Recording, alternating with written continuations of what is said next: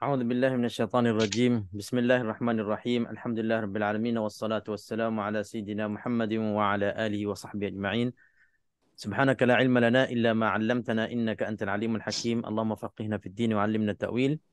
اللهم رب اشرح لي صدري ويسر لي أمري واحلل عقدة من لساني يفقهوا قولي ولا حول ولا قوة إلا بالله العلي العظيم. السلام عليكم ورحمة الله وبركاته. وعليكم وعليكم السلام السلام. ورحمة الله وبركاته. Alhamdulillah, Alhamdulillah, syukur kita kepada Allah Subhanahu Wa Taala. Malam ini insya-Allah kita akan teruskan lagi kelas kita Asas Tajwid Al-Quran untuk kita terus belajar dan juga kita buat mudzakarah bersama, bincang bersama dan juga kita kenal hukum-hukum tajwid, hukum membaca Al-Quran seperti mana diajar oleh Nabi sallallahu alaihi wasallam. Yang kita harap insya-Allah dengan kita mengulangkan kelas ini dan juga bincangkan kelas ini, muzakarahkan kelas ini, kelas tajwid Al-Quran ini, untuk kita bertambah lagi yakin dan juga jelas dengan ilmu yang sedia ada sebenarnya, ilmu Al-Quran dan juga ilmu tajwid. Ilmu tajwid secara khususnya, maknanya saya rasa semua masing-masing ada dalam dada dan juga dalam hafazan, dalam fahaman, dalam dada kita masing-masing tentang hukum hakam tajwid Al-Quran. Cuma berbezanya sama ada keseluruhan kita faham, keseluruhan kita ingat, keseluruhan kita kenal ataupun sebahagian-sebahagiannya. Dan tujuan kelas ini kita buat murajaah ammah, murajaah keseluruhan, murajaah ulangan ini adalah untuk nak kemas semula, nak menguatkan semula fahaman kita tentang hukum tajwid. Satu. Yang keduanya, bila kita dah faham semua, kita pula nak baca Al-Quran dengan tajwid yang kita faham. Itu beza tu. Ada yang dah faham semua tapi belum berjaya dan belum mampu lagi membaca Al-Quran dengan apa yang dia faham. Tajwid penuh dalam hafazan, penuh dalam fahaman, penuh dalam dada. Semua hukum tajwid kenal, tapi waktu baca belum lagi mampu, belum lagi berjaya untuk membacanya secara detail ataupun secara tepat satu persatu hukum tajwid. Maka insya-Allah dengan kelas ini bila kita dah mencuba dan kita usaha dan kita buat apa yang perlu, apa yang patut, masing-masing menjalankan tugas, usaha setinggi-tinggi usahanya, maka tentunya Allah Subhanahu Wa Taala akan beri hasil daripada usaha kita. Yang usaha banyak dapat banyak, yang usaha sikit insya-Allah dapat juga. Jangan tak usaha langsung, insya-Allah dia tak dapat. Jarang-jaranglah antara kita tiba-tiba bangun pagi dah bertajwid. Tiba-tiba baca Quran, masya-Allah, semua dengung kena, semua mak-maknya semua sempurna. Kita nak tunggu macam tu susah sangatlah. Kok lah ada dalam sejuta seorang, tapi belum tentu kita yang sejuta, ada yang seorang dalam sejuta tu. Jadi biarlah kita macam orang ramai, usahalah kita, ya. Usahalah. Jangan putus asa. Jangan putus asa. Tak ada istilah yang terlambat. Tak ada istilah dalam ilmu Allah ini, tak ada istilah yang terlambat selagi mana kita kuat, kita sehat, kita insya-Allah mampu berfikir, mampu usaha, mampu membaca, insya-Allah ada peluang untuk kita tambah lagi kebaikan dalam ilmu Allah ini dan terutamanya ilmu yang ada kait dengan Al-Quran Al-Karim, insya-Allah. Okey, alhamdulillah, kelas tajwid kita malam ini merupakan rakaman yang ke-86, minggu yang ke-86, masya-Allah. Hampir 100 dah. Mudah-mudahan Allah lanjutkan usia kita dan kita dapat sampai 100. Mungkin kita boleh buat kenduri kot.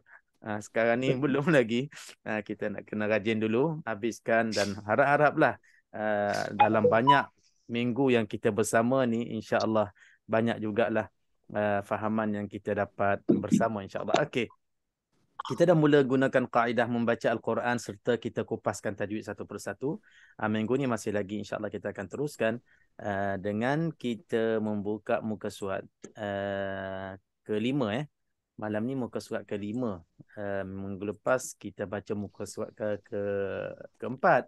Tapi walaupun kita baca muka surat, kita tak sempat pun nak kupaskan semua. Tak apa, kita tak kupaskan semua satu muka surat ini pun tak apa. Yang penting dalam dalam kita perbincangan tu, walaupun 1-2 ayat, kita cuba menyeluruhkan ataupun kita cuba mempelbagaikan hukum-hukum tajwid yang sedia ada dan kita utamakan tajwid-tajwid, hukum-hukum yang agak kritikal dan juga agak penting yang selalu kita jumpa dalam bacaan kita, yang itu kita tekankan bersama insya-Allah. Okey, marilah sebagai pembukaannya kita akan mulakan dengan membaca suratul Fatihah dan kita akan terus baca secara berjamaah dari awal atas akad sekali, ayat 3 ayat 25 jadi untuk nak seragamkan bacaan saya mutekan semua insya-Allah, dan lepas mute, lepas bacaan nanti boleh unmute balik insya-Allah. Al-Fatihah. A'udzu billahi minasy syaithanir rajim. Bismillahirrahmanirrahim. Alhamdulillahi rabbil alamin. الرحمن الرحيم مالك يوم الدين إياك نعبد وإياك نستعين اهدنا الصراط المستقيم صراط الذين أنعمت عليهم غير المغضوب عليهم ولا الضالين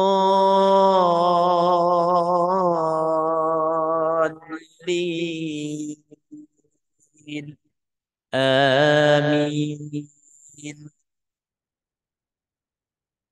وبشر الذين آمنوا وعملوا الصالحات أن لهم جنات تجري من تحتها الأنهار كلما رزقوا منها من ثمرة رزقا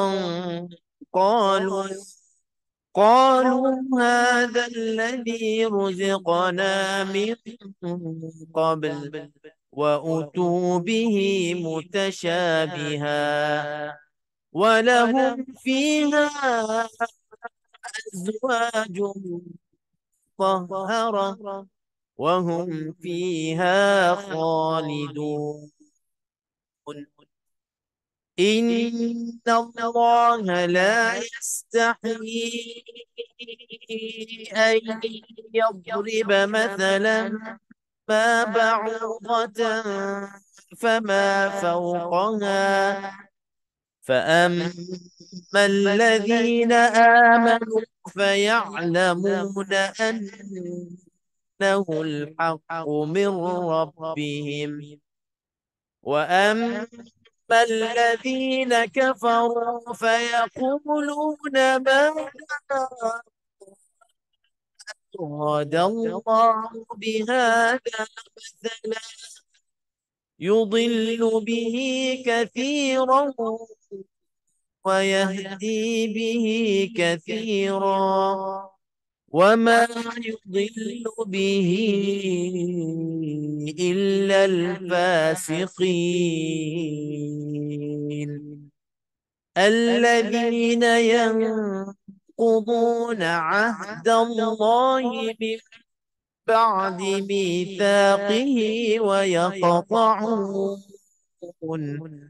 ويقطعون ما أمر الله به أن يوصل ويفسدون في الأرض أولئك هم الخاسرون. كيف تكفرون بالله وكنتم أمواتا فأحياكم ثم يميتكم ثم يحييكم ثم إليه ترجعون. هو الذي خلق لكم ما في الأرض جميعا ثم استوى إلى السماء فسواهن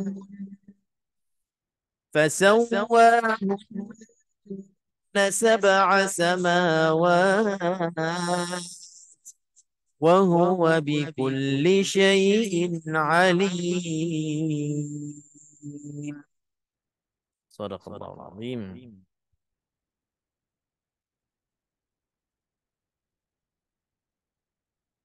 Okey, sadaqallahul azim. Selesai kita membaca bersama muka surat 5 dari ayat 25 sampai ke ayat 29 surah Al-Baqarah untuk tajwid kita pada malam ini.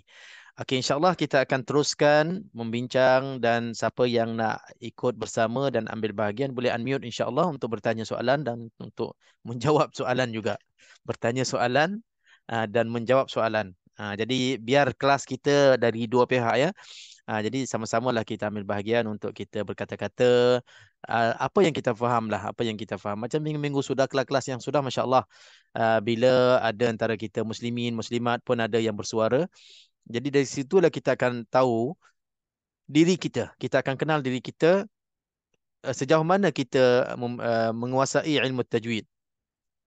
Setiap hukum yang kita menguasai ilmu tajwid yang kita faham tu adakah kita faham secara betul dan menyeluruh ataupun semua ataupun masih lagi ada yang sedikit-sedikit nak kena tambah-tambah ataupun ada yang masih kita ragu-ragu. Jadi bila kita discuss begini insya-Allah kita akan bertambah lagi yakin.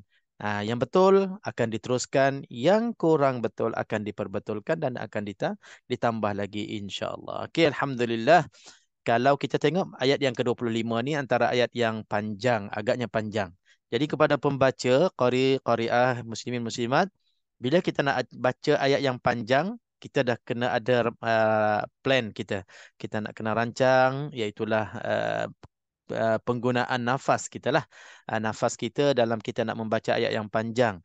Cukup ke tak cukup? Di mana kita nak stop? Di mana kita nak berhenti untuk kita nak ambil nafas baru? Maka itulah perlu kita melihat ayat itu dan juga kita scan secara sepintas lalu, laju-laju. Tempat mana kita nak berhenti siap-siap.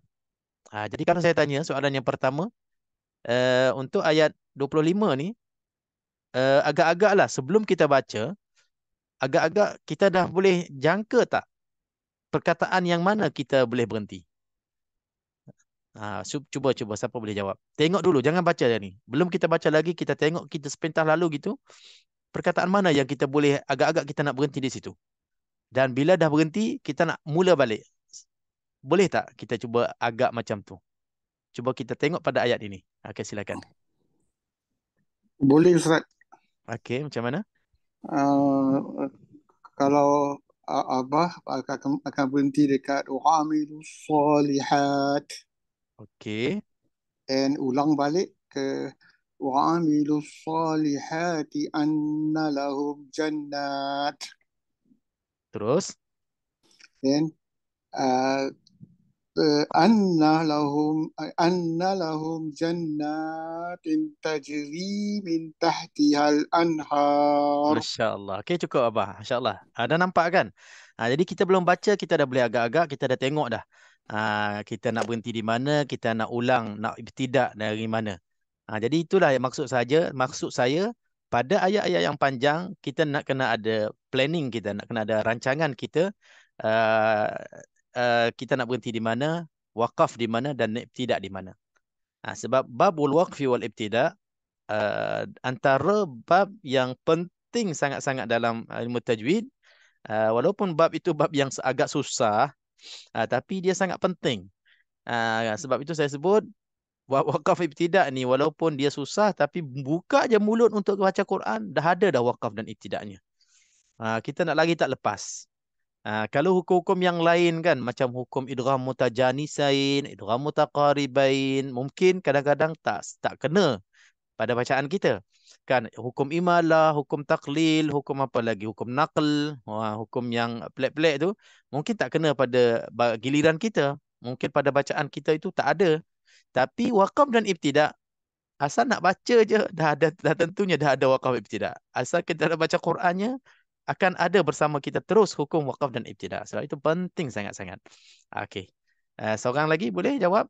Agak-agak kalau selain daripada cara Abah tadi, cara mana lagi? Ataupun wakaf di mana, ibtidak di mana lagi yang sesuai? Seorang lagi, muslimin, muslimat, qari, qariah boleh, siapa-siapa, unmute. Okey, cuba je, tak apa. Okay, pada saya yang ayat yang baris kedua Ustaz, Terus, saya terus, terus, boleh, terus, tak, start daripada awal. Start daripada awal. oh, yang ulama tu kan tadi Tak, siapa tak, tu? tak perlu, tak perlu sambung. Saya nak tengok contoh daripada awal. Wabashiril ladzina amanu. Ayat yang sama juga Oh, yang Haji Mustafa baca. pada saya mungkin sama juga seperti yang siapa tu Haji Mus Baca, berhentilah di situ. mana berhenti Abdul Salihat lah. Saya lihat. Lepas tu, Kemudian saya rasa saya boleh sambung sampai anhar. An, daripada okey, an, okey, Haji Samad sekarang ni berhenti wa amilus solihat. Lepas tu nak ibtidak balik, nak mula balik dari mana? boleh juga boleh juga seperti yang Haji Mus tadi lah. Patah balik wa amilus solihat sampai al-anhar terus. Sampai kalau ada nafas panjang, saya rasa boleh agaknya. Itulah. Itu yang saya nak kena, saya nak tahu tu, kalau Haji Samad boleh agak ke nafas Haji Samad boleh tak sampai al-anhar? Boleh dah boleh agak sebelum baca tak? Agak sampai tak? Saya rasa boleh. Okey, kalau rasa boleh tak apa, tak perlu contoh di sini, tak perlu buktikan. Ya. Cuma itulah maksud saya, kita dah boleh agak sendiri. Jadi kita itu yang sebenarnya akan membantu kita. Okey, soalan yang ketiga, soalan saya di sini, antara cara Abah Haji Mustafa dengan Haji Samad, yang mana bagus? Maksudnya yang mana kita pilih? Orang lain pula jawab. Yang Haji Okey, saya Mus saya bagi contoh. Okey, Haji Mus Oh, sebab dia baik dengan Haji Mus Dia rapat dengan Haji Mus, dia pilih Haji Mus. Kalau Haji Samad tak ada orang nak ikut dia ke? Itu susah nafas saya.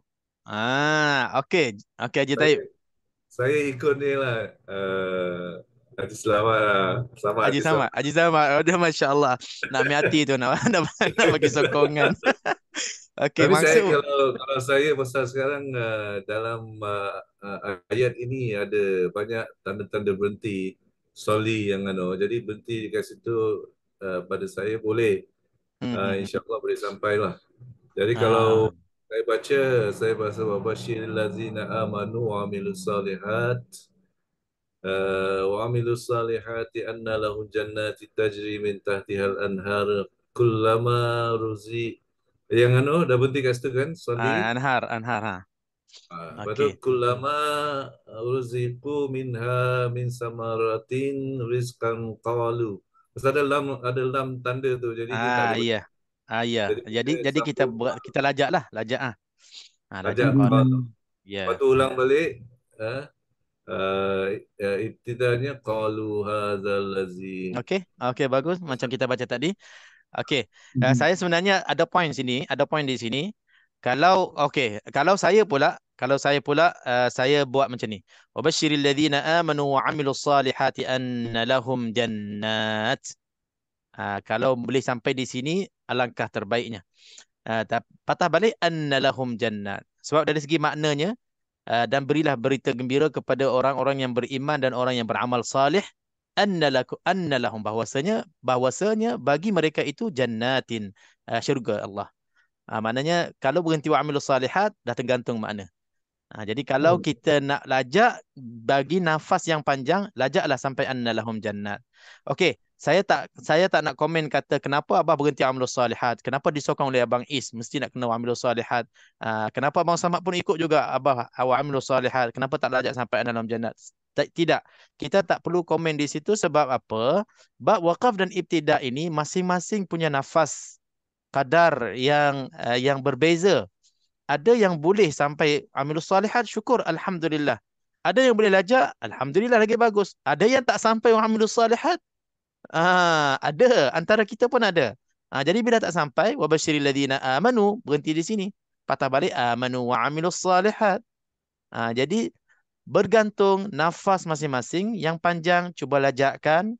Yang penting kita tahu kaedah bila kita berhenti, wakaf kita patah balik. Ibtidaknya kena patah balik. Jadi kita ada 3-4 orang yang menjawab tadi. Itulah yang terbaiknya. Malam ni kita mula dengan bab wakaf ibtidak. Bila kita berhenti pada ayat yang panjang, kita dah berhenti satu perkataan, di mana-mana kita tempat kita berhenti, sekurang-kurangnya kita reverse balik beberapa perkataan untuk kita nak ibtidak, nak sambung balik bacaan kita. Itu paling selamat lah insya-Allah. Dan ditambah oleh Haji Taib tadi, kita ada tanda-tanda macam solat, nak baca solat boleh, nak baca sili boleh. Solat lah solat. Kita berhentilah. Walaupun solat ni wakaf aula, wasal aula, sambung lebih baik. Dari segi maknanya, tapi disebabkan nafas kita yang bajet ni, yang tak berapa nak mewah, kita berhentilah. Pilihlah yang berhenti untuk selamatkan diri kita dan keadaan. Dan mushaf yang di depan kita ni masih ada tanda la. La ni waqful mamnu', waqaf yang dilarang. Maka jangan kita berhenti di sinilah.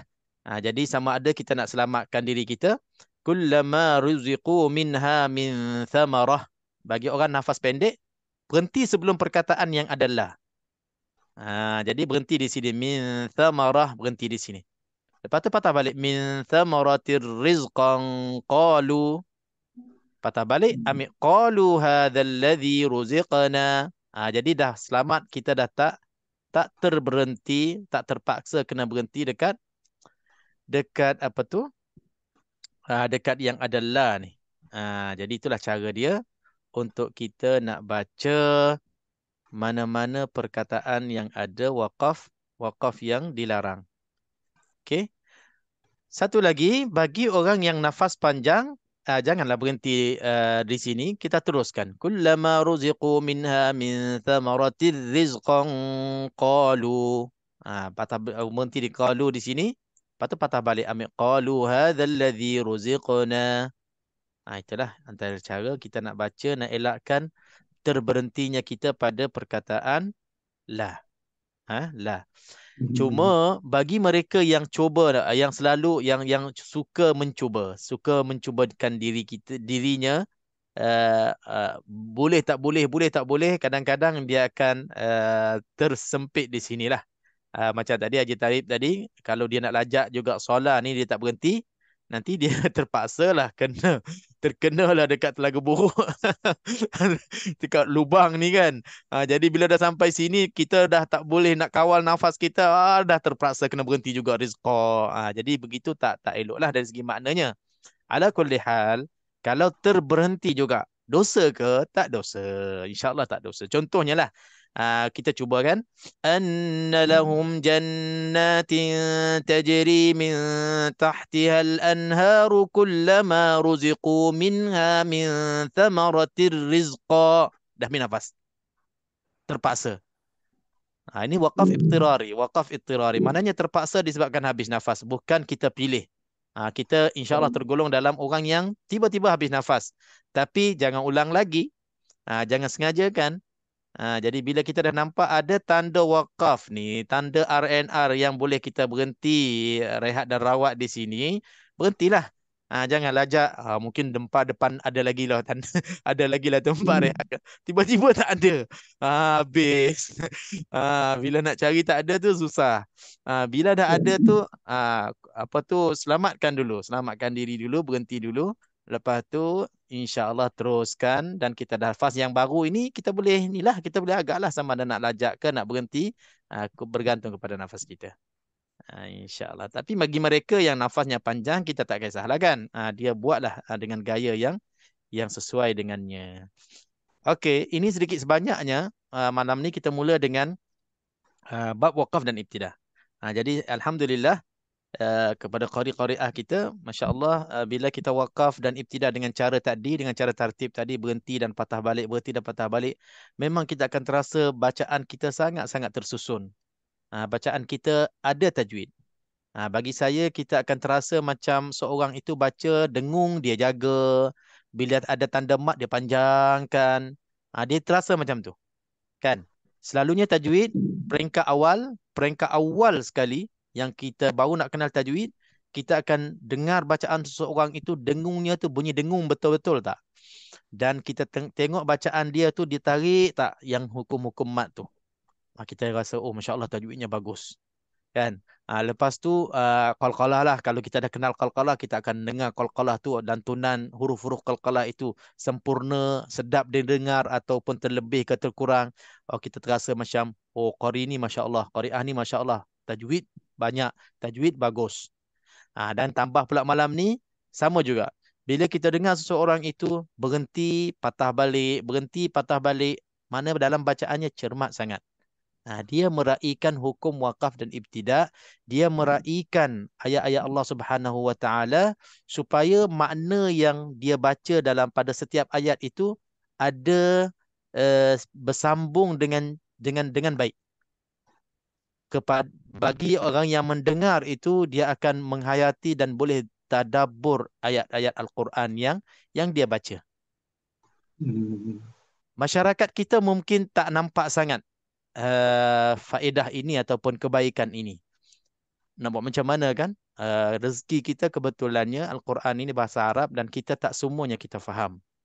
Tapi kalau masyarakat yang faham makna Al-Quran, makna ayat-ayat ini, mereka akan menghayati dan juga betul-betul memahami cara kita wakaf dan ibtidak itu, dan makna Al-Quran ayat-ayat itu sampai ke hati mereka. Jadi kita tak pelik lah kalaulah imam itu membaca dan meraihkan wakaf dan ibtidak dengan bagus. Kadang-kadang imam itu baca relax santai je, tapi orang yang di belakang ini boleh menangis, orang yang di belakang mendengar ini boleh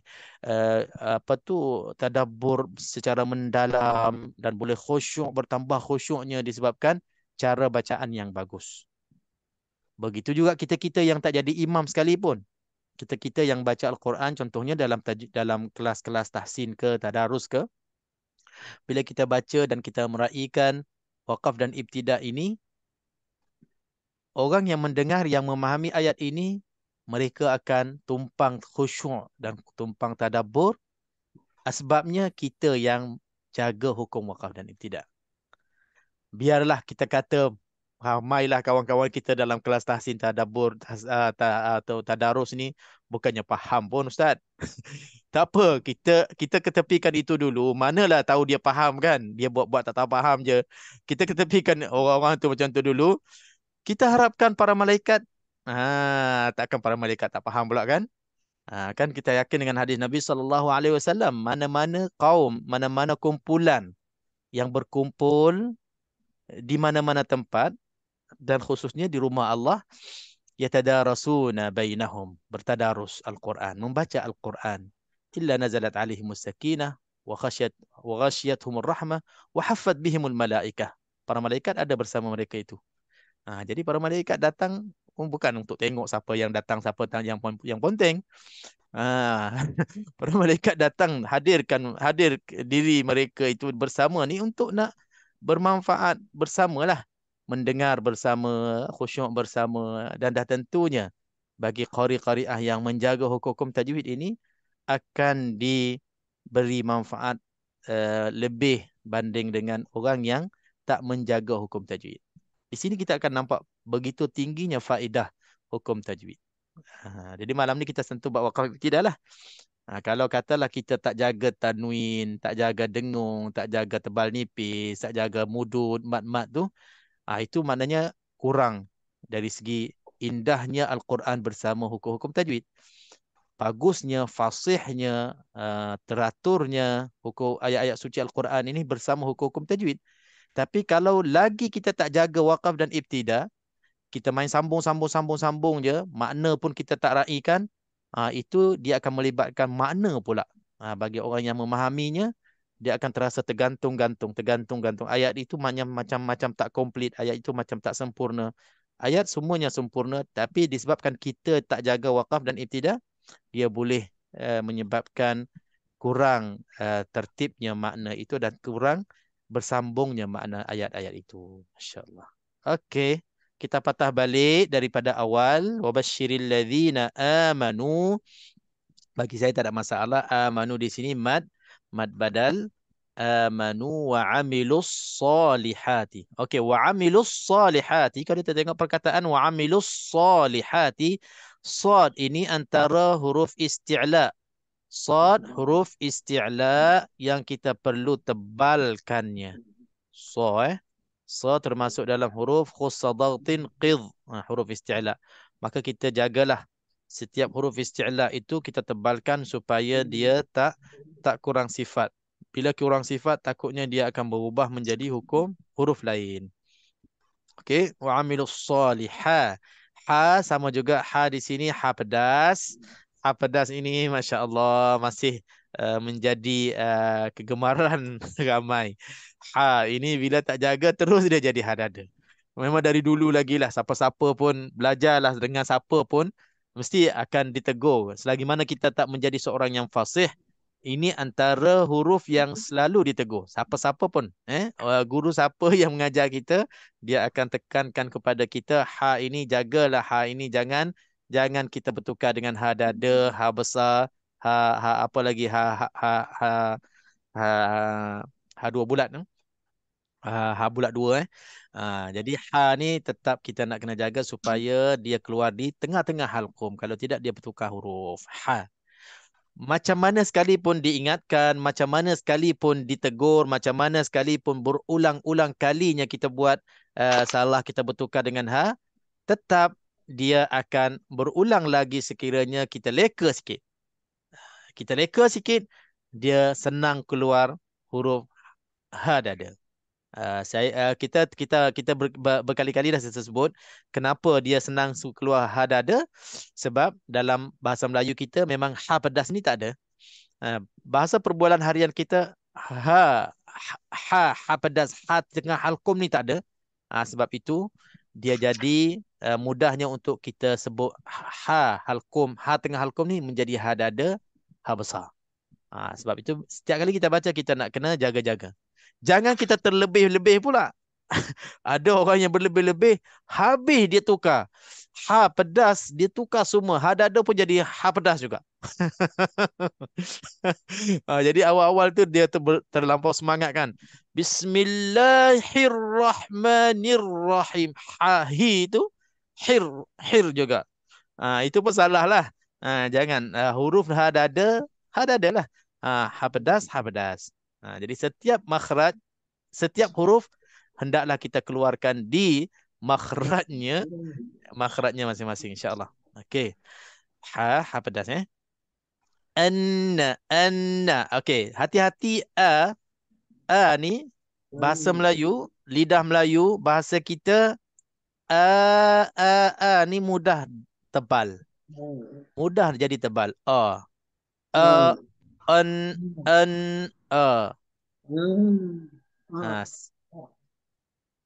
sebab hamzah di atas a, hamzah di bawah i, hamzah di depan u. I, u. Bila kita tak jaga-jaga, tak berhati-hati, dia senang sebut a. Alham, al, ar-rahma, a. Beza sikit je. A dengan a. Jadi wabasyiril ladzina a. Okey, yang mana? Yang pertama ke yang kedua?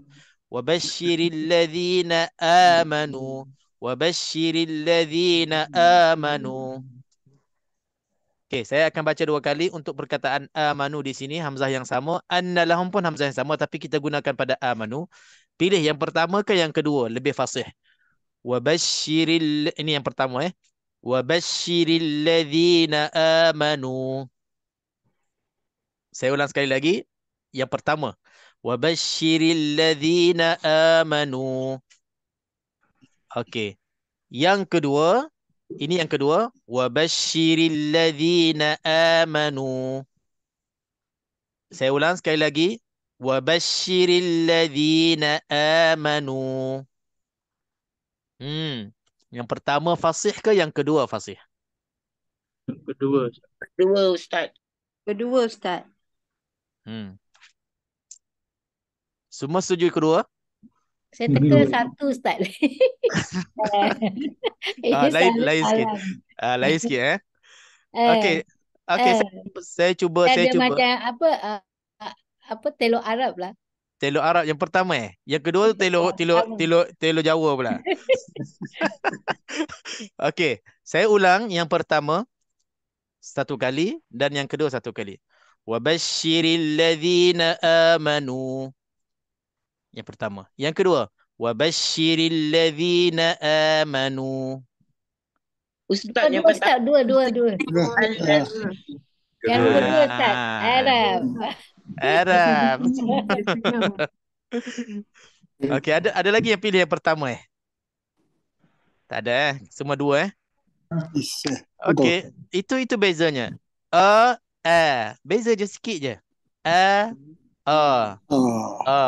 Tu punya dalam tu. Jadi tu kurang fasih. Jadi Tak dia nak sengitkan lidah mulut kita tak Ustaz? Nak kasi macam okey, boleh mulut tu mungkin boleh bantu kalau kita tersenyum sikit. Itu yang kaedah yang saya cipta sendiri, selalu saya gunakan.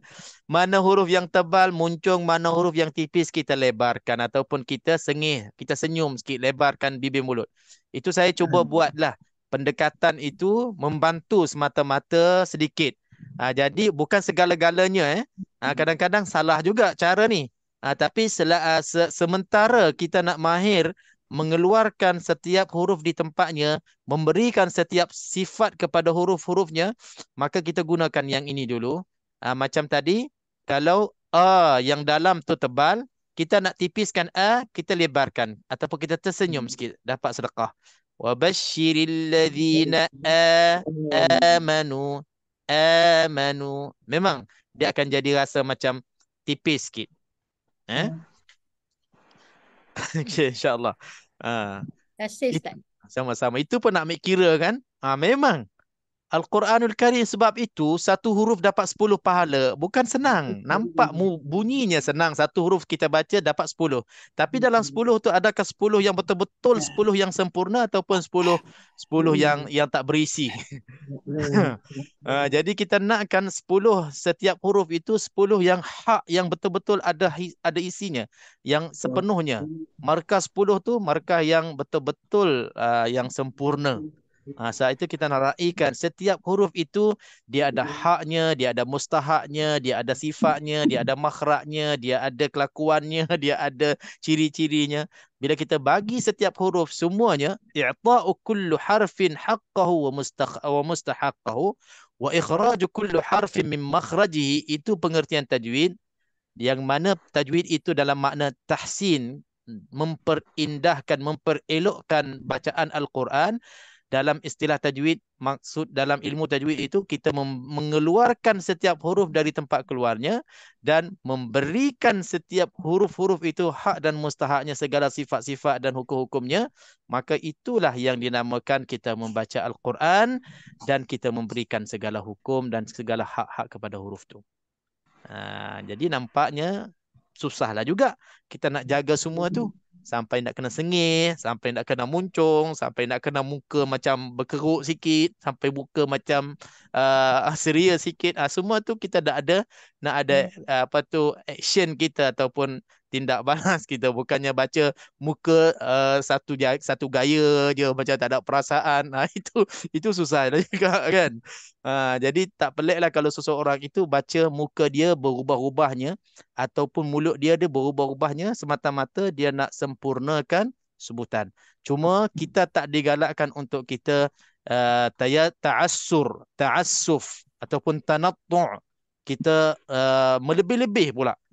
Kita memaksa dan kita menyusahkan diri kita sampai nak kena sengit-sengit kepala untuk nak keluarkan huruf. Tak sampai tahap tu lah. Sebab huruf ni dia tak ada keluar melalui kepala. Tak ada satu huruf pun keluar bila kita nak keluarkan mesti dia kena sengit kepala kiri. Dia tak ada. Tak ada kena-mengena. Makharijul huruf dia ada 5 sahaja. Tempat keluar hurufnya yang umumnya ada 5 tempat sahaja. Tak ada kena-mengena dengan kepala. Jadi kalau ada orang yang masih lagi baca bila nak sebut dha wala dha kena sengit ke kiri, jadi itu tak kena mengena lah. Elakkan, kalau boleh tinggalkan tabiat itu sebab tak berapa cantik. Memang kita tak nak aibkan orang, tapi mungkin dia dah terbiasa, memang dia sengit kepala. Ni kita tak setujukan kepada siapa-siapa, tapi kalau kita antara mereka, cuba kita kontrol, sebab dia tak ada kena mengena makharijul huruf, tempat keluar huruf kita dengan gaya ataupun dengan jasad kita, tak perlu untuk kita nak gerak-gerak semuanya, insya-Allah. Alhamdulillah, selesai Saya nak cuba kita. boleh Ustaz? Boleh silakan. Wa basyiril ladzina amanu. Bunyi macam orang Arab pula. Amanu. Saya ke Ustaz, saya selalu problem ni Ustaz Hamzah ni. Nanti Okey. jadi Ain Hamzah. Amanu. Betul. Memang nak kena jaga. Amanu. Basyiril ladzina amanu wa Masya Allah. Ini Ain wa amilu kan Ustaz? Itu ain tu betul. Wa amilus solih. Okey, Hajar. Okey, saya dengar yang kedua tu memang betul. Memang rasa tepat pada makhrajnya. Itu yang kita akan rasa, walaupun lidah kita makan cencaluk ke budu ke, tapi bila kita letakkan huruf itu di tempatnya, memang kita rasa macam tiba-tiba jadi orang Arab pula. Tiba-tiba jadi lidah Arab. Masya Allah, betul. Itu kelebihan Al-Quranul Karim. Dapat mengubahkan diri kita ini, letakkan diri kita ini bersama orang yang fasih ataupun orang yang mahir Al-Quran. Ini bukan nak puji, bukan nak orang kita nak jack diri sendiri atau nak angkat ekor sendiri kan, angkat bakul sendiri, tidak. Maksudnya kelebihan Al-Quran, bila kita cuba membaca Al-Quran, Nabi SAW bersabda, Al-mahiru bil-Quran ma'as safaratil kiramil bararah. Al-mahiru bil-Quran ma'as safaratil kiramil bararah. Orang yang mahir membaca Al-Quran, kedudukannya, tempatnya bersama para malaikat yang terpilih di sisi Allah Subhanahu wa taala. Kalau kata para malaikat itu pun dah cukup, ini para malaikat al-bararah, al-kiram al-bararah, para malaikat yang sangat-sangat terpilih di sisi Allah Subhanahu wa taala. Tinggi sangat-sangat kedudukan seseorang itu yang membaca Al-Quran dengan mahir ataupun dengan fasih, dengan baik, dengan bagusnya. Dan hadis ini hadis umum. Dia tak sebut kata syekh-syekh sahaja, dia tak sebut kabilah-kabilah Arab sahaja, dia tak sebut orang-orang di Timur Tengah ke di mana ke, tidak. Dia tak pilih siapa pun. Dia al-mahir. Al-mahir maknanya termasuk semua orang yang mahir. Tak kira siapa kita, keturunan mana kita, di mana kita berada, asal usul kita apa, bila kita baca betul, kita akan sampai ke tahap insya-Allah. Itulah kedudukannya. Jadi macam tadilah Hajah. Kalau Hajah cakap Arab lain, ataupun sebut kalimah Arab lain, saya boleh rasa ini bukan Arab. Tapi bila Al-Quran, bila sebut Al-Quran, letakkan hukumnya, letakkan tajwidnya, saya dah tak kenal dah. Ini macam lidah Arab ni, macam orang Arab tiba-tiba bercakap ataupun sebut perkataan amanu. Amanu. Alhamdulillah. InsyaAllah kita mencuba lagi dalam kita nak fasihkan lidah kita bersama Al-Quran, dan akhirnya insyaAllah kita akan boleh menguasai bahasa Al-Quran, itulah bahasa Arab insyaAllah. Okey, kita boleh teruskan lagi, masih ada masa insyaAllah. Kita dah sampai anna. Di sini pun sama juga, saya akan ulang sekali lagi. Nun musyaddadah. Nun musyaddadah kepada qari-qariah kita yang baru-baru, yang baru nak kenal tajwid. Saya kenal di sini beberapa orang, alhamdulillah ada bersama kita. Anna hukumnya wajibul gunnah. Ada sebut wajibal gunnah, saya sebut wajibul. Wajibul gunnah dengan baris depan bu, wajibul gunnah lebih tepat. Wajibal gunnah pun boleh juga, tak ada masalah. Wajib dengung pun boleh juga, asalkan betul hukum tu. Dan yang paling betul, yang paling pentingnya, bacaan tu biar betul-betul wajib. Jadi kita dah bahaskan wajibul gunnah ke, wajibal gunnah ke, wajib dengung ke, tapi bila baca tak ada wajib pun. Wajib dengung tapi tak dengung. Itu yang tak betul. Kita bila namanya wajib, betul-betul dengung. Biar kita bagikan setiap dengung ini 2 harakat dengungnya. Jadi kepada semua, bila adanya wajibul gunnah ni, maka kita jagalah dengung itu supaya betul-betul bunyinya dengung. Betul-betul cukupnya 2 harakat. وعملوا الصالحات أن لهم أن لهم. Jadi sedap dengar. Terasa, sempat rasa dengung tu. Bila dua harakat, sempat rasa dengung dan sempat perasan ada dengung di situ. Tapi kalau tak cukup dua harakat, wa amilus solihati anna lahum. Dengung tu ada tapi tak sempat nak rasa.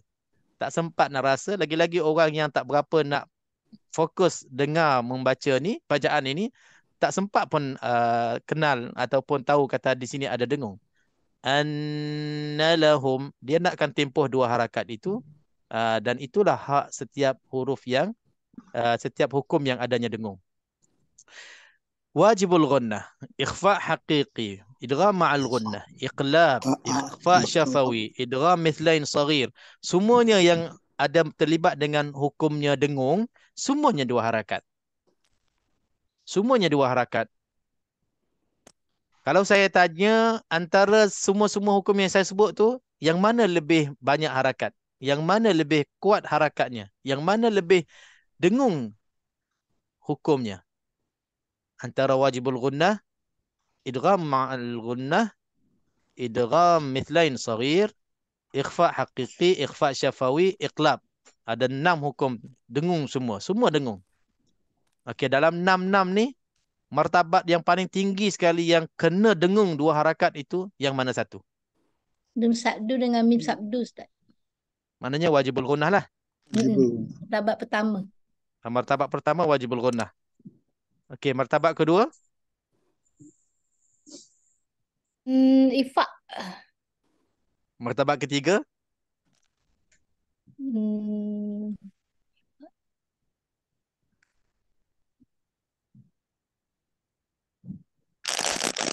Dah tak jumpa dah.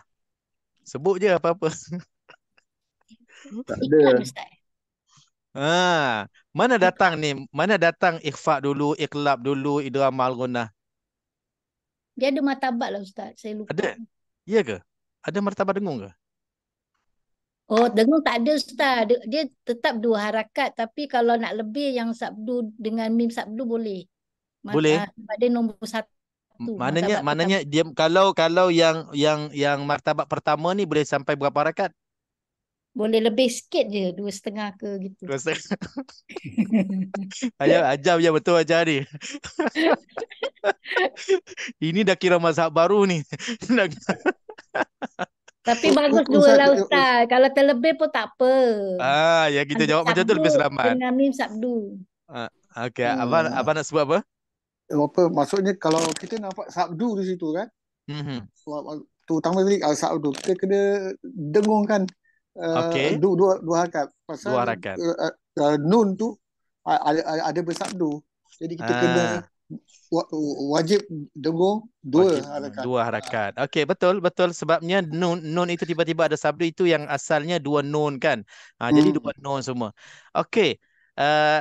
Soalan saya tadi, adakah wajibul ghunnah ini lebih lagi kedudukannya disebabkan dia wajib, yang lain tak wajib, dan yang lain hanya idgham ma'al ghunnah, yang lain hanya iqlab, yang lain ikhfa hakiki saja, tak ada namanya wajibul ikhfa hakiki ataupun wajibul iqlab, tak ada kan? Yang ini wajibul ghunnah. Adakah disebabkan namanya wajib ni dia akan jadi ketua, dia akan jadi yang pertama kedudukannya? Itu soalan saya tadi. Tidak, Ustaz, tidak. Soalannya, tidak. Jawapannya saya setuju kalau kita jawab sama je. Sama ada ini wajib, yang lain tak wajib, tetap dua harakat itu sama sahaja. Ada bezanya. Sebab apa di sini wajibul ghunnah di sini? Sebab nun di sini dia tak bertemu dengan apa-apa pada hakikatnya. Pada hakikatnya nun ini hanya nun datang satu je. Bila ada sabdu barulah nun ini dia akan jadi sama dengan hukum idgham ma'al ghunnah sebenarnya. Kita tambah sikit malam ni kita dipanjangkan sikit. Nun yang sabdu ni asalnya idgham ma'al ghunnah je. Kalau kita tengok nun yang sabdu ni, asal nun yang sabdu nun mati bertemu dengan nun baris atas. Jadi nun bertemu dengan nun idgham ma'al gunnah. Sama juga mim mati. Sorry. Mim sabdu. Amma. Mim sabdu yang wajibul gunnah nih. Okey. Mim sabdu ni, amma contohnya amma ataupun thumma. Yang bacaannya ni hukumnya wajibul gunnah. Asalnya hukum apa ni? Amma wajibul gunnah, mim yang ada sabdu. Mim yang ada sabdu asalnya hukum apa? Yang ada sabdu. Idgham Ustaz. Idgham apa? Idgham mislan. Idgham mithlain saghir. Asalnya mim mati bertemu dengan mim berbaris. Amma. Ya.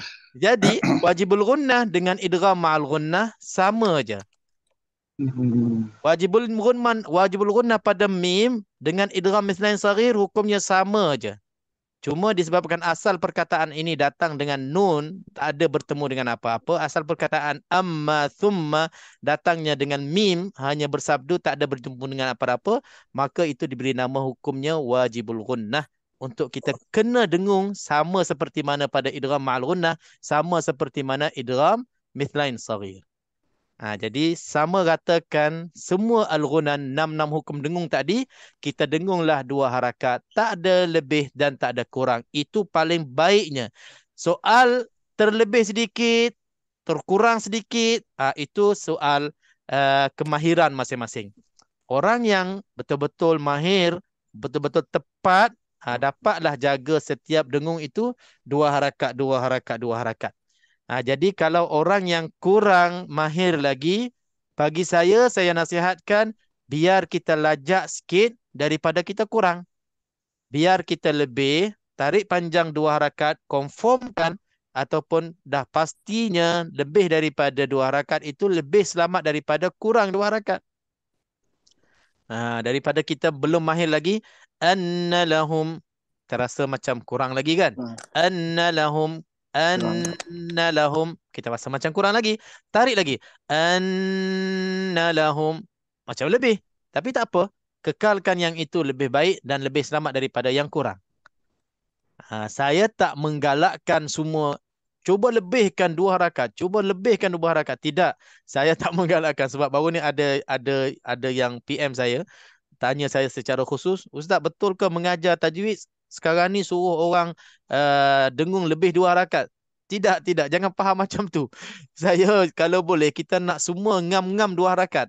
Tapi dari saya tengok semua asyik kurang je 2 harakat, itu maksud saya biar lebih harakatnya, tarik panjang harakat, dah tentunya ada 2 harakat, cuma terlebih. Jadi itu lebih selamat daripada kurangnya 2 harakat. InsyaAllah. Okay, Alhamdulillah kita dah selesai hukum. Macam mana nak kira kalau kita betul 2 harakat yang guna tu kan? Pada saya ikut saya punya jari dalam 4 lah. Anna gitu. Dalam 4. Cepatlah tapi jari kita jalan cepatlah. Anna. Boleh tak Ustaz? Kalau 4, kalau gerak. Dah lebih ya Ustaz Kalau gerak 4 maknanya 4 harakat lah. Tak, tapi cepatlah kita bunyikan. Gini, macam silat gitu. Anna. Itu tak tahulah. Kalau katalah gerak 5 sekali pun, kalau dia tempoh dia tak lari daripada 2 harakat, tak apalah. Tapi selalunya untuk guna jari untuk menentukan harakat ni, setiap gerak 1 jari tu 1 harakat. Jadi biasakan yang itu lebih selamat.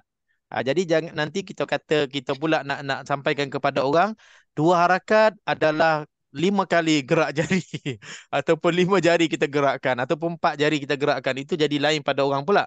Ustaz, kalau 2 macam Ustaz buat macam mana? Kalau 2? Anna lahum. Saya tak tunjuk.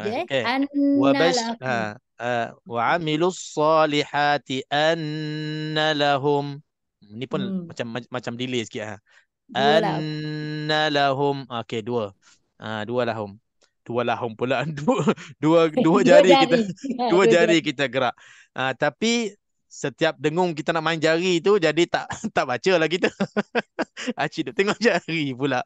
Okey, jadi kita rasa-rasa je lah lebihnya dari dah melepasi kadar 2 harakat itu lebih selamat daripada kurang 2 harakat.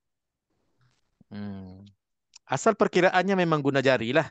Menggunakan jari, tapi itulah antara ulama ada yang menggerakkan jari itu laju, ada yang lambat. Jadi asalkan 2 rakaat insya-Allah selamat. Kalau terlebih itu termasuk dalam orang yang menggerak jarinya lambat sikit. Jadi masih selamat insya-Allah. Okey, alhamdulillah. Terus ini antara poin-poin yang kita belajar malam ni, kita sebut malam ni agak macam biasa-biasa, tapi inilah antara hukum-hukum yang selalu kita ulang-ulang dan kita dapat ditegur, kan. Cuma kalau kita ditegur dalam bacaan, kita tak dapat penjelasan sepanjang ini dan sedetail ini. Okey, Abang nak tambah? Boleh tanya perkataan ni apa ni, hal pedas tadi, Ustaz. Hal pedas tadi. Ya. Betul tak untuk menyempurnakan huruf hal pedas tadi, sebelum kita sebut hal pedas tu, kita kena keluarkan angin dulu. Macam ha je tu. Keluarkan angin dulu. Bukan baru ha je tu. Okey. Okey, Betul, saya dah betul. ada jawapan. Siapa nak mulakan jawapan? Sebab malam ni banyak saya bercakap je. Siapa nak mulakan jawapan? Betul tak untuk makhraj ha? Manalah tahu malam ni dengan cara Abah yang bantu kita nak sampaikan cara ni dapat membantu ramai yang masih tak pedas ha, ramai yang tak suka pedas. Mungkin ini antara satu cara yang membantu kita. Cuma soalannya betul tak? Siapa nak jawab? Fadal.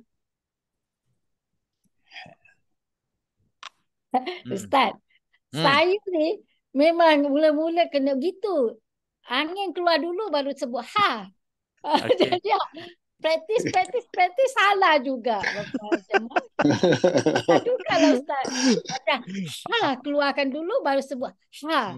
Gitu. Ajar Rafiah ni kalau ada Ajidin bagus-bagus. Praktis tak dapat juga. Sampai jadi macam dukun lah kita praktis. Kami cakap apalah macam dukun pula. Keluarkan angin dulu, lepas tu baru sebut ha. Apa kena mengena dukun dengan ilmu tajwid kita aja? Masya-Allah. Saya praktis Ustaz, saya praktis. Itu dia mengurut nak halau benda tu keluarkan angin. Tak ada kena mengena dengan ha pedas. Ha pedas ni memang susah Ustaz. Betul. Masya-Allah. Okey, jadi Hajar dah jawab. Jadi saya tambahlah. Mungkin saya boleh tambah di sini, kalau Abah dengan Hajar menggunakan cara keluarkan angin dulu, jangan kita pergi jauh pula angin apa yang kena keluar tu. Maksudnya di sini laluan angin nafas kita, nafas jangan sampai kita keluar banyak. Maksudnya di sini ha ni kalau kita ingat dalam bab sifatul huruf, dia termasuk dalam huruf hams. Dia masuk dalam huruf hams. Dan kalau kumpulan yang kedua, dia termasuk dalam huruf ar-rakhawah. Rikhwah dengan rakhawah. Hams dengan rikhwah, kedua-duanya sifat ini sifat yang keluar angin. Kita nak kena lalukan angin, kita tak boleh tahan nafas. Jadi itulah antara puncanya. Ha boleh membantu kita biar berlalunya nafas, berlalunya angin itu untuk kita nak keluarkan makhraj ha itu, membantu keluarkan ha dari tempatnya. Tapi dia masih lagi tak selamat sebab hadada pun keluar nafas juga, keluar angin juga. Fahathahu syakhsun sakat. Sebab ha tu termasuk huruf hamas juga. Ha. Cuba kita tengok hadada keluar angin dulu baru kita sebut ha. Boleh tak? Ha. Boleh je. Ha. Boleh je. Kan? Sebab kedua-duanya huruf hadada dengan ha pedas, kedua-duanya keluar dari sifatnya hams, sifatnya yang tak tertahan nafas, tak tertahan angin. Ha. Jadi kalau kita nak bergantung semata-mata untuk kita nak selamatkan ha pedas kita kena keluar angin dulu. Saya rasa siap silap ha pedas, ha dada pun boleh juga menjadi ataupun dia boleh juga terkeluar dengan cara kita keluar angin dulu tadi. Saya wallahu alam, saya belum jumpa cara yang betul-betul membantu. Cuma selalunya kalau saya tegur untuk ha pedas, saya akan cuba sebut ha itu dan biar kita sampai kita ada terasa sakit di tekak kita ataupun di tengah-tengah halqum kita.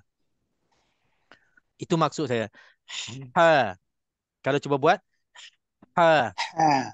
terasa ha. Alham. Dia akan terasa betul-betul di tengah halqum macam ada tercekik sikit. Kan? You see? Ha. Dia tak sama dengan ha dada. Ha.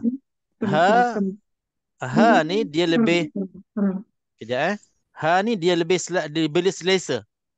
Ha dada lebih selesa, dia tak terasa macam tercekik ataupun terasa sakit di tengah-tengah halqum. Ha banding dengan ha bila kita nak sebut halqum ni, dia akan terasa macam pedih-pedih sikit. Itu yang saya rasalah. Ha.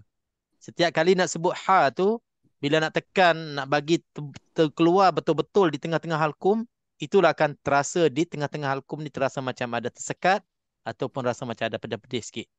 Alhamdulillahi Rabbil Alamin Ar-Rahmanir Rahim. Terasa betul-betul. Tapi kalau bila kita terasa macam santai dan juga selesa sangat, Ar-Rahmanir Rahim, itu memang betul dah lari makhrajnya. Dah lari makhrajnya. Kalau tak rasa pedih, tak terasa macam tersekat-sekat sikit, itu dah lari makhraj daripada tengah-tengah halqum tu.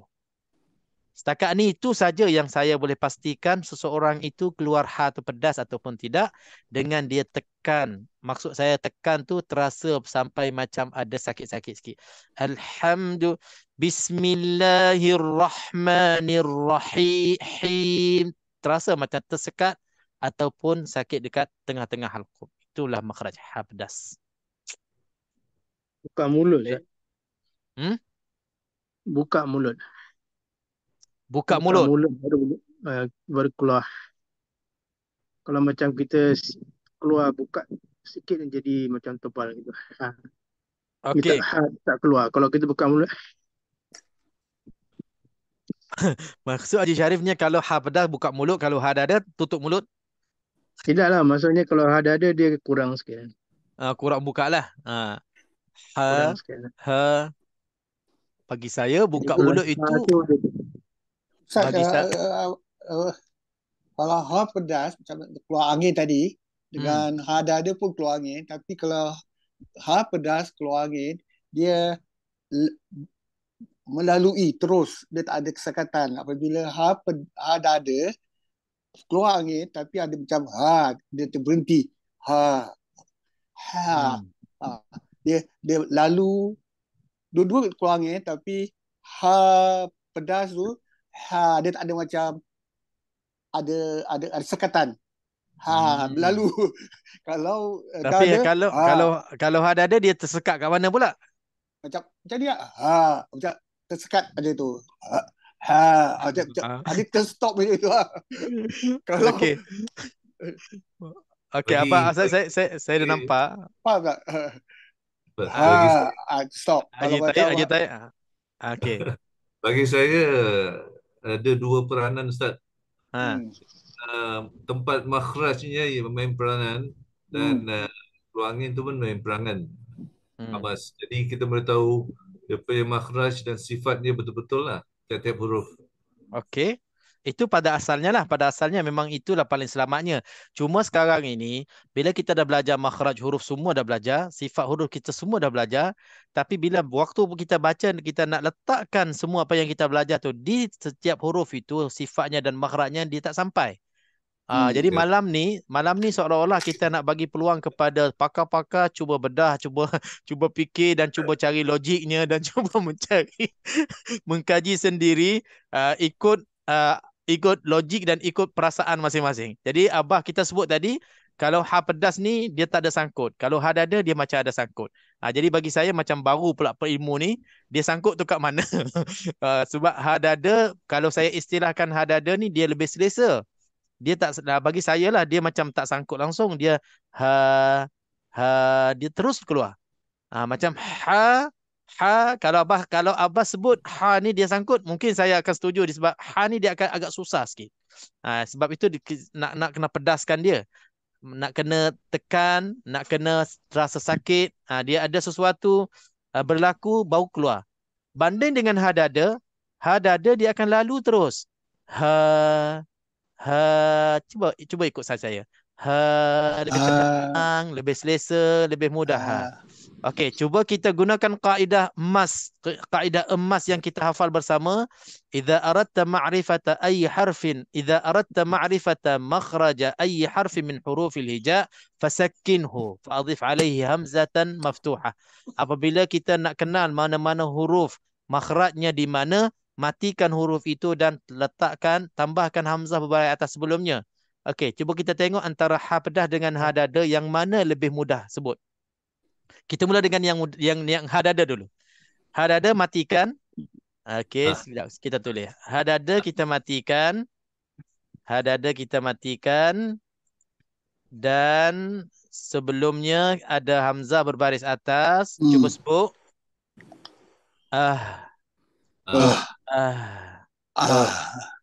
Senang kan?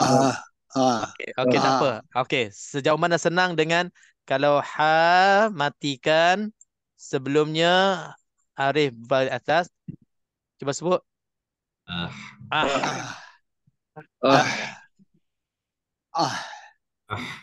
Yang mana senang, yang mana mudah? Senang mudah sama lah. Ada yang senang lah. Ada senang. Kita fokus Ustaz yang saya kata tadi. Kalau kita fokus yang ha tu kan dia punya makhraj dia kan tengah, tenggorok kan. Jadi Haji Taib dah sampai tahap boleh rasa di mana tengah halkum, di mana pangkal halkum, di mana hujung. Ada orang tak tahu mana satu pangkal, mana satu hujung, mana satu tengah pun. Ada orang dia nak tahu cara sebut tu, nak letaknya di mana, nak bunyinya di mana. Jadi kalau kita boleh agak-agak, okey ini dah sampai tengah halkum ni, okey keluarkan ha di situ. Kita dah sampai tahap tu tak apa, tak ada problem, kita tak ada masalah. Tapi kalau orang yang tak boleh rasa di mananya tengah halkum, di mananya pangkal, dia nak bezakan bunyi je. Ha, itu nak bunyi macam tu je. Sebab itu yang saya cuba bagi kaedahnya, kalau nak bezakan bunyi antara ha dengan ha dan kita tak tahu mana tengah, mana pangkal, ha kita sebut dengan mudah, selesa. Ha fihi huda, hi hu, mudah aja. Dia tak ada takalluf dan dia tak ada apa-apa tugas untuk kita nak tekan-tekan ataupun kita nak paksa ataupun kita nak macam kita nak ada lekan rasa macam pedih-pedih. Banding dengan ha pedas, dia nak kena macam tekan sikit, macam kita nak kena ada rasakan diri kita macam ada tersekat-sekat ataupun pedih-pedih tu. Al-ha, ar-rah, ar-rahi. Jadi banding antara ha dada dengan ha pedas, ha dada waktu kita baca dia seolah-olah kita tak perlu kerja banyak, keluarkan dengan mudah. Kalau ha pedas kita nak kena tekan sikit, nak kena jaga-jaga sikit. Wa amilus solihati anna lahum hum tu tak perlu fikir, dia datang sendiri, dia keluar dengan selamat. Tapi solihati kena fikir. Maksud situ. Jumpanya ha kena fikir, kena buat kerja, kena buat sesuatu untuk kita selamatkan dan kita keluarkan di tempatnya. Kalau jumpa ha dada, kita keluar macam kita sebut macam biasa, insya-Allah betul bacaan kita. Boleh ya? Boleh. Bagi saya, kalau kita nak fasih, kita kena praktis lah. Mungkin caranya kita pegang masa pangkal pertengahan yang kita pegang bila kita baca, kita boleh rasa lebih getaran dia. Jadi betul. Macam itu dan praktis lama jadi kebiasaan. InsyaAllah jadi lancar lah. Jadi pasal tu kita kena selalu praktis Ustaz Taksin. Itu kerja kita tu, tugas kita tu. Setiap kali kita kelas, setiap kali kita belajar, kita ada tugas. Kita kena ada praktis. Jadi selepas kelas, contohnya apa kelemahan saya, apa perlu yang saya kena perbaiki. Pegang kepada itu. Jangan kita semua satu kelas tu kita nak borong semua kita nak dapat. Kita pegang, kita pilih satu-satu yang kita nak mantapkan dulu, pilih yang itu. Katakan kelemahan saya selalu saya ditegur bacaan ha pedas ni memang tak confirm lagi. Ada je salah dan kadang-kadang betul, kadang-kadang jadi, kadang-kadang tak jadi. Jadi maknanya kita dah tahu saya ni memang kelemahan saya ha pedas. Jadi kita praktislah macam Haji Taib sebut tadi, praktislah hi hu ha mati ih jadi macam cara itulah kita dapat. Dan satu lagi praktis yang saya saja cadangkan, bila kita dah tahu ha pedas kita ada kelemahan, cuba kita baca satu muka surat, fokus kita semua tumpu kepada ha pedas dia. Daripada awal ayat kita baca sampai habis muka surat, cari ha pedas di mana. Setiap kali kita jumpa ha pedas, kita pedaskan betul-betul. Barulah kita akan betul-betul dah terbiasa. Nanti bila saja kita jumpa dalam bacaan kita ha pedas, kita dah berhati-hati terus dan bila dah lancar kita dah selamat. Barulah pergi lompat kepada kelemahan ataupun kekurangan yang berikutnya pada diri kita, dapatlah kita perbaiki satu persatu begitu insya-Allah. Okey, alhamdulillah. Apa beza dia Ain dengan Hamzah Ustaz? Ain dengan Hamzah? Saya susah nak bezakan. Okey, ini dah pergi tajuk okey. Beza dia sama dengan ha tadi. Tadi Ustaz dah sebutkan Hamzah, bukan gitu kan. Okey. Macam gitu. Habis Ain? Abang Is, okey, jawapan saya kita duk bincang panjang-panjang dengan ha, dia duduk sebelah aja. Duduk sebelah aja. Kalau Ain bersama dengan ha pedas. Ain bersama dengan ha pedas di tengah-tengah halkum. Kalau Hamzah bersama dengan ha dada di bawah, di pangkal halkum. Jadi bezanya di situ sama sahaja. Yang maksud saya sama di situ dari segi tempat keluar dan cara bacaannya sama juga. Dia tak ada kerja. Dia keluar macam ha juga. Tapi Ain kita nak kena tekan, nak kena bagi macam ada rasa sakit tersekat di tengah-tengah halkum. Dan bunyikan dalam sikit. Dan beza paling ketara sekali, beza yang paling penting sekali, bila bertukarnya huruf, bila bertukarnya makhraj, bila bertukarnya tempat keluar makhraj, maknanya kita dah tak jaga, dia boleh bertukar makna. Itu beza yang paling penting, yang paling bahaya sekali lah. Sama juga ha pedas. Alhamdulillah, dah tak boleh dah. Rabbil alamin, dah tak boleh dah, makna berubah dah. Rabbil alamin, sekalian alam tu dah tak jadi alam, dah jadi benda lain dah. Disebabkan kita tak keluar Ain itu di tempatnya ataupun di tengah-tengah halkum. Jadi Ain pun kita kena tekan juga ayat. Ya, Ain tekan macam ha juga. Tempat keluarnya sama. Tak payah keluarkan keluarkan apa. Dia tak panggil Ain pedas lah. Dia tak panggil Ain pedas sebab selalu kita kalau pedas kita sebut pedasnya. Kita tak sebut pedasnya. Itu istilah ha pedas sebenarnya. Bila orang pedas kan, budak-budak pedas kan, orang tua pedas kan, dia akan sebut pedas. Itu dia tak sebut lah. Ain tu macam orang nak tenggelam ke ataupun orang nak demas, mungkin sebut Ain lah kot. Tapi tak perlu nak tashbih apa-apa pun. Ain dengan ha pedas itu tempat keluarnya di wastul halq, di tengah-tengah halqum. Kita kena tekan biar ada rasa macam tekan tersekat-sekat di tengah-tengah halqum. Okey. Sambung sikit lagi kita nak habiskan ayat ini. Kekurang-kurangnya kita cari apa lagi? Wa utu bihi mutasyabiha walahum fiha. Okey, di sini mungkin kita boleh sebut di sini satu. Walahum fiha, mim mati bertemu dengan fa. Hukumnya apa? Izhar syafawi. Dengar apa harakat?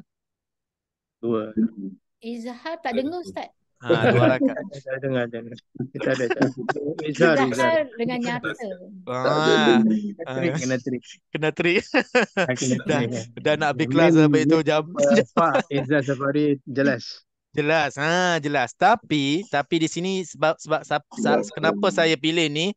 Sebab ini dia senang dengung sebenarnya. Mim dengan fa dalam kitab pun sebut senang dengung. Kalau kita tak jaga walahum fiha, dia mudah dengung di sini sebab apa? Mim dengan fa Hampir makhraj. Mim mati dengan fa. Mim di dua bibir mulut, fa di bibir mulut kan. Jadi nak kena Betul. jaga-jaga. Mim mati bertemu dengan fa walaupun yang izhar syafawi tak boleh dengung. Kalau kita tak jaga-jaga dia senang untuk kita dengung di sini. Jadi hukumnya izhar kena terang. Cuma bila sebut izhar, semua izhar dalam tajwid yang kita selalu jelas, yang selalu kita ulang-ulangkan, jangan terlantun hukum izhar itu. Izhar halqi, izhar syafawi, izhar qamari, jangan ada hum jangan terlantung mim mati dan terlantun nun mati, jangan terlantun lam mati. Itu yang kita tak nak. Dan jangan tersakta pun tak walahum fiha seolah-olah kita jaga-jaga sangat jelaskan mim tu sampai kita terberhenti pun tak nak juga. Wahum fiha sama juga. Ada yang kasih Ustaz yang mim tu kan, ada yang cakap jangan cepat sangat Ustaz. Kalau kita kan izhar nak kena cepat walahum fiha. Kita dah macam sabtai Ustaz Dia kenapa tak boleh cepat? Siapa yang kata tak boleh cepat? Tak boleh. Maksudnya dia ada izhar tu, dia jangan cepat sangat dia cakap. Walahum fiha. Siapa cakap? Walahum. Siapa cakap? Saya selalu baca cepat. Ada orang tegur saya. Jangan cepat sangat. Dia izhar. Walahum fiha. Tapi itulah kalau kita tak cepat sangat, nanti dia ada tempoh. Bila ada tempoh itu yang tak jelas. Maksud tak jelas di sini kita nak selamatkan daripada terdengung, termasuk, tersembunyi. Kita nak elakkan daripada itu yang kita nak kena jelaskan tanpa tempoh. Bila ada tempohnya walahum fiha, saya tak dengung tapi dia ada masa sikit, itu yang mewakili sama ada dia ikhfa, sama ada dia iqlab, sama ada dia idgham. Itu kita nak kena terus lompat masuk dalam huruf fa ataupun huruf ikhfa. Huruf izhar, sorry. Walahum fiha, dia tak boleh ada tempoh di situ. Touch and go, Ustaz. Touch and go. Ya, sama-sama. Touch and go, touch and go. Okey, wahum fiha sama juga khalidun. Kita tutup malam ini kelas kita dengan huruf kha sebab saya ada jumpa kori-kori kita, masya-Allah, pakar-pakar dah. Kha ini dia macam siapa tersenyum tu dia yang terkena kan. Kha ni saya pelik juga, kha ni dia tak pernah ada menyerupai mana-mana makhluk lain. Mana-mana huruf lain tiba-tiba disebut kha. Khalidun. Itu sangat-sangat nampak sangat tu. Dia punya pelik dia ataupun lorak dia tu dah pergi lain dah. Dia bukannya Arab yang originalnya. Kha, huruf kha ini mutlaqan, kha ini insya-Allah huruf yang kita tak ada muskilah lah. Kita tak ada masalah dengan kha. Jangan kita cari masalah. Jadi kha satu-satunya huruf yang tebal semata-mata, dan bila tak tebal dia tak menyerupai huruf lain, dia tak bertukar, cuma dia akan jadi kurang fasih. Khalidun, khalidun. Jadi makhraj kha ini kena tebalkan sebab hurufnya semua huruf sifatnya semua sifat tebal. Kha, khalidun termasuk dalam huruf isti'la. Khalidun, khalidun dan kena moncong kan kena moncong mulut. Okey, untuk tebalkan khalidun, kha disebab tempat keluarnya di hujung halqum atas, bahagian halqum atas, dia tak kena mengena dengan mulut, bukannya dekat mulut, bukannya dekat bibir mulut, kha. Cuma kita nak letakkan kha itu secara tebalnya, itu yang kita tak tahu nak letak di mana. Muncung mulut itu membantu. Kha, khalidun. Okey, kalau saya tak muncung, wahum fiha khalidun, wahum fiha khalidun. Tebal tapi tak muncung sangat. Wahum fiha khalidun, khalidun. Ada muncung sikit tapi tebal juga. Kedua-duanya boleh insya-Allah. Tapi kalau kita jangan bergantung sangat dengan muncung mulut, selagi mana huruf itu tak ada kena mengena dengan bibir mulut ataupun lidah, tepi lidah depan, jadi itu lebih selamatlah dan lebih fasih, lebih mahir. Markahnya lagi tinggi lah. Sebab itu hukumnya dan itulah tempat keluarnya. Okey, alhamdulillah. Saya rasa sampai yang lain Ustaz, yang lain yang huruf yang tebal tu, yang lain pun sama. Kalau kita boleh buat tak payah moncong boleh. Ya, kalau boleh buat yang mana-mana huruf yang tak kena mengena dengan lidah, tak kena mengena dengan bibir mulut, dia tak perlu pun untuk nak muncung mulut semua. Macam huruf qaf kan? Huruf qaf yang banyak masalah dengan kita, dia tak kena mengena dengan bibir mulut pun, tapi kalau kita tak boleh tebalkan dia boleh jadi ka. Ka, ko. Jadi kalau kita tak selamat dari berubah menjadi huruf kaf, lebih baik kita muncul mulut untuk selamat daripada bertukarnya huruf. Biarlah kita muncul mulut, insya-Allah. Okey, alhamdulillah, nampak masa kita dah lebih. Terima kasih, Ustaz. Saya rasa sama-sama. Saya rasa perbincangan kita sampai di sini untuk malam ini. Mudah-mudahan malam ini tajuk kita agak jauh sikit bagi pelajar-pelajar yang baru kenal hukum, baru nak kenal nak jinak dengan tajwid, agak pergi jauh sikit. Kita dah pergi kepada makharij dan sifat dan juga huruf waqaf ibtida. Beberapa hukum-hukum lain yang kita sentuh. Jadi bagi saya lebih seronok begini cara ni sebab kita boleh pergi kepada banyak hukum-hukum yang terkini. Maknanya yang selalu kita hadapi dalam bacaan kita setiap kali kita membaca, kita akan ditegur, kita akan ada ulangnya kesalahan itu. Jadi bila kita terangkan lagi, bincangkan lagi, sebutkan lagi, insya-Allah mungkin orang kata bila sakit rawat tempat yang sakit terus. Jangan kita rawat di tempat lain mengharapkan sakit itu sembuh kan. Jadi penyakitnya di mana terus kita attack situ, kita bagi ubat di situ, insya-Allah cepatlah terawat, insya-Allah. Okey, terima kasih kepada semua untuk dah join malam ni kelas. Mudah-mudahan Allah Subhanahu Wa Taala manfaatkan Amin. kita dan insya-Allah semua kita menjadi Al-Quran yang bertajwid dalam bacaan sempurnanya, insya-Allah. Subhanakallahumma bihamdik asyhadu an la ilaha illa anta astaghfiruka wa atubu ilaik. Assalamualaikum warahmatullahi wabarakatuh. Bismillahirrahmanirrahim. Alhamdulillah wassalatu wassalamu ala sayyidina Muhammad wa ala alihi wa sahbihi ajma'in. Allahumma arhamna bil Quran وبارك لنا في الآيات والذكر الحكيم وتجاوز عنا ما كان في تلاوتنا من خطأ أو نسيان أو تحريف أو زيادة أو نقصان. اللهم اجعلنا من أهل القرآن الذين هم أهلك وخاصتك يا أرحم الراحمين. وصلى الله وسلم وبارك على سيدنا محمد وعلى آله والصحابة أجمعين. والحمد لله رب العالمين. تقبل الله منا منكم. والسلام عليكم ورحمة الله وبركاته. Sekali lagi, terima kasih semua. Waalaikumsalam. Terima kasih, Ustaz. Terima kasih semua, insya-Allah. Selamat rehat semua. Waalaikumsalam. Waalaikumsalam. Assalamualaikum. Wassalamualaikum warahmatullahi wabarakatuh. Assalamualaikum. Waalaikumsalam warahmatullahi wabarakatuh. Assalamualaikum Ustaz. Terima kasih. Waalaikumsalam. Tuan Haji Abdul Razak, insya-Allah. Terima kasih, Ustaz. Assalamualaikum. Waalaikumsalam. Terima kasih semua.